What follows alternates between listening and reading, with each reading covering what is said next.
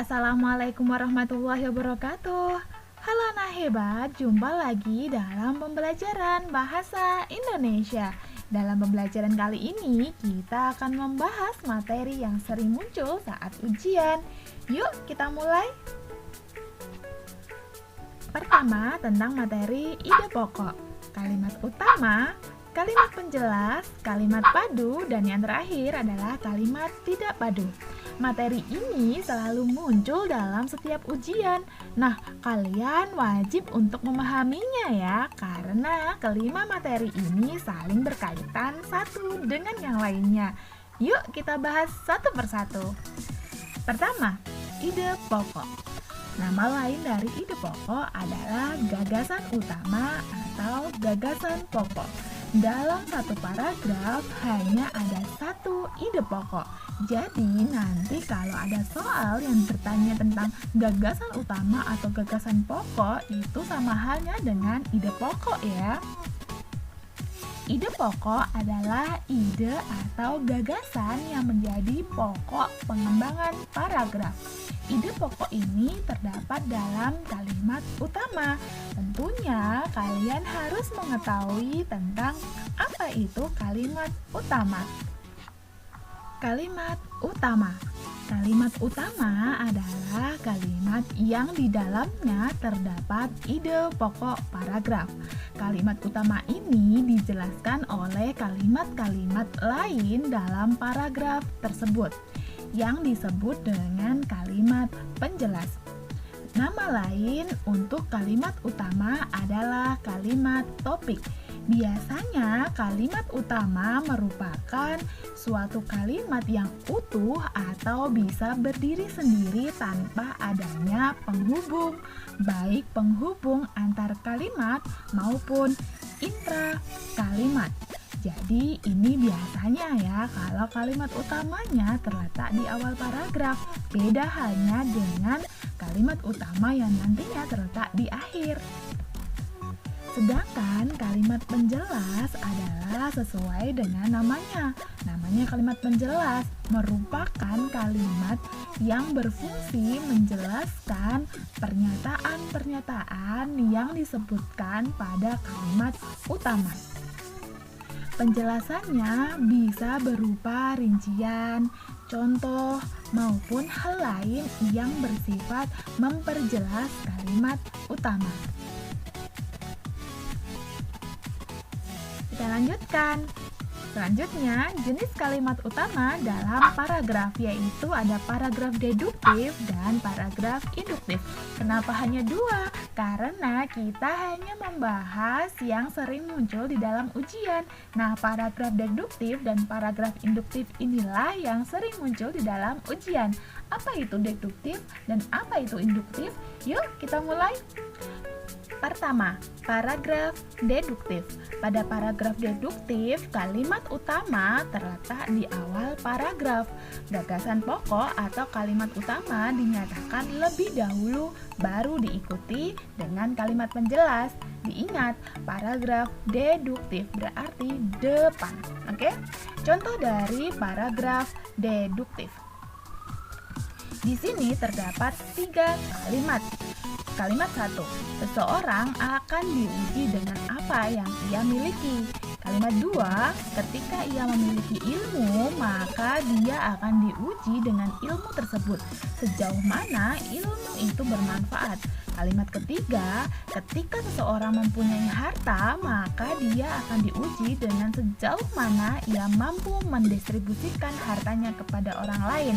Di sini ada 3 kalimat, itu tandanya kalimat utamanya kalau tidak di kalimat nomor 1, ya kalimat nomor 3. Oke, karena jenis paragraf itu ada 2, deduktif dan induktif yang sering muncul. Oke, di sini karena contoh dari paragraf deduktif itu berarti kalimat utamanya terletak di nomor 1, yaitu seseorang diuji dengan apa yang ia miliki.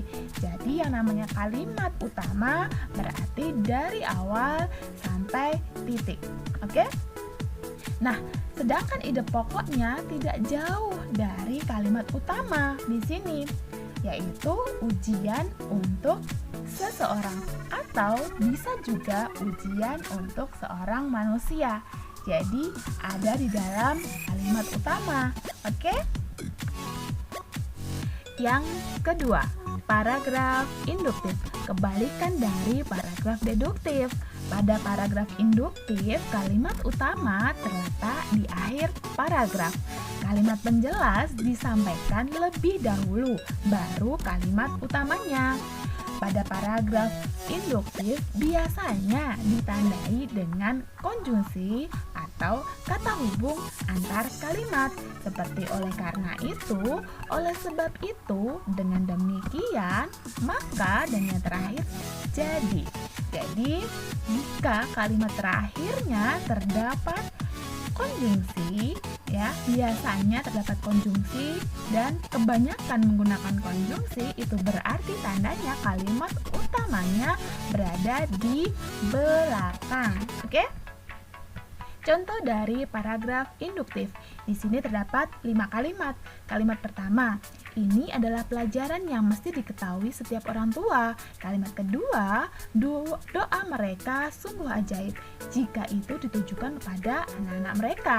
Kalimat ketiga, jika orang tua ingin anaknya menjadi soleh dan baik, maka doakanlah mereka karena doa orang tua adalah doa yang mudah diijabahi. Kalimat keempat, jika orang tua mendoakan jelek pada anaknya, maka itu pun akan terkabulkan. Kalimat kelima, jadi orang tua mesti hati-hati dalam mendoakan anaknya. Di sini kalimat utamanya terletak di kalimat nomor 5, yaitu jadi orang tua mesti hati-hati dalam mendoakan anaknya. Karena apa? Karena di sini terdapat konjungsi. Oke? Yang namanya tadi kan mencari kalimat utama, kalau tidak di nomor 1, ya di kalimat paling terakhir. Kalau di sini ada 5, berarti 1 dan 5. Kita lihat kalimat nomor 5-nya terdapat konjungsi. Itu berarti kalimat utamanya ada di akhir. Sedangkan ide pokoknya adalah tidak jauh dari kalimat nomor 5, yaitu hati-hati dalam mendoakan anak. Oke? Nah, materi yang terakhir, kalimat padu dan kalimat tidak padu yang berkaitan dengan kalimat-kalimat sebelumnya. Kalimat tidak padu. Kalimat tidak padu adalah kalimat yang tidak terkait dengan kalimat lain dalam paragraf. Kalimat yang bertentangan dengan ide paragraf yang ingin disampaikan. Contohnya di sini nanti ada 3 kalimat ya. Rokok mengandung bahan-bahan berbahaya. Kalimat 1. Kalimat 2, berhentilah merokok. Kalimat 3, terdapat bahan-bahan seperti nikotin. Nah, di sini karena kalimat utamanya adalah rokok mengandung bahan berbahaya, itu berarti kalimat penjelasnya harus berhubungan dengan bahan-bahan berbahaya. Karena kalimat nomor 2 tidak ada berhubungan dengan kalimat utama, berarti kalimat yang tidak padu yaitu berhentilah merokok. Oke? Sedangkan kalimat padu adalah kalimat yang sama pada inti dengan kalimat yang berada pada sebelumnya dan juga sesudahnya yang sesuai dengan ide paragraf.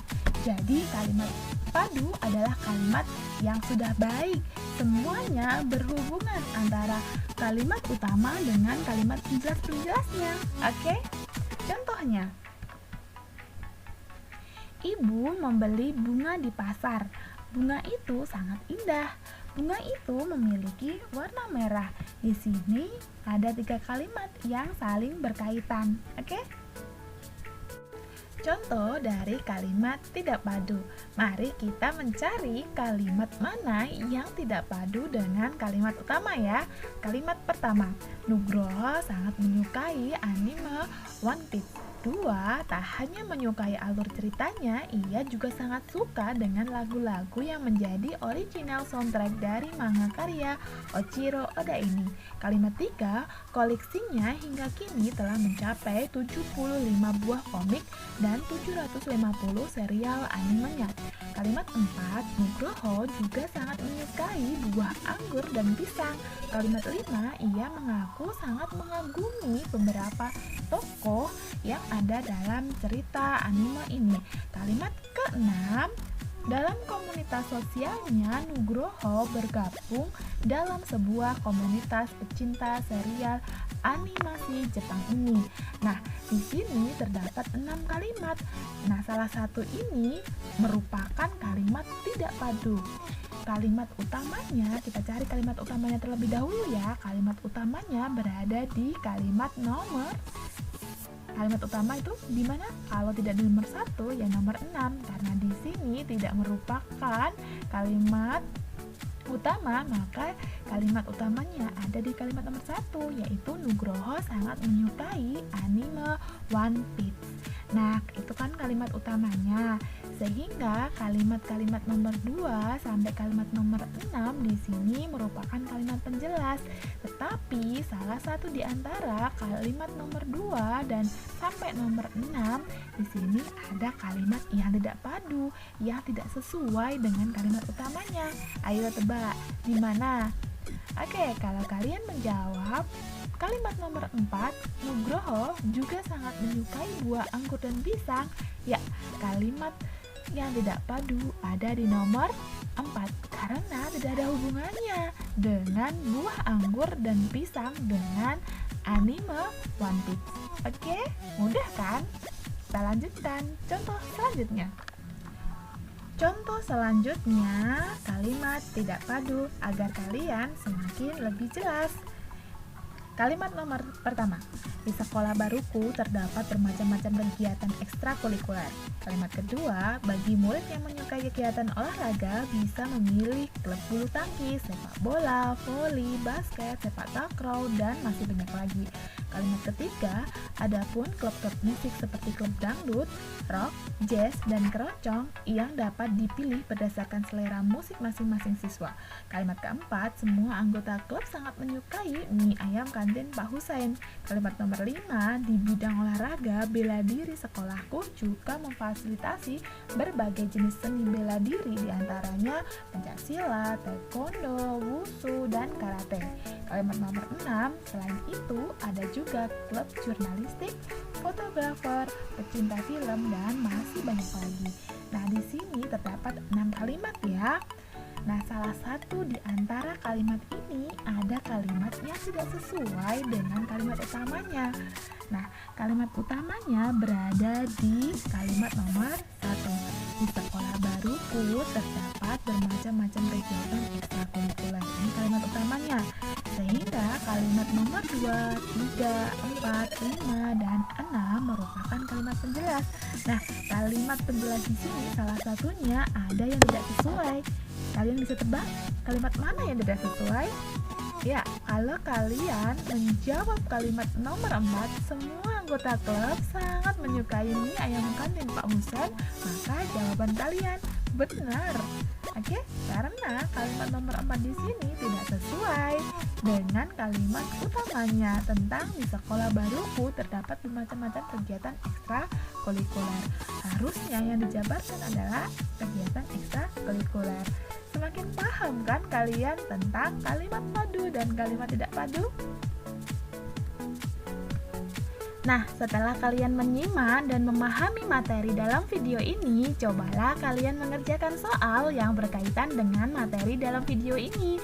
Semoga kalian dapat mengerjakannya dengan benar. Oke, terima kasih. Sampai jumpa dalam pembelajaran berikutnya. Wassalamualaikum warahmatullahi wabarakatuh.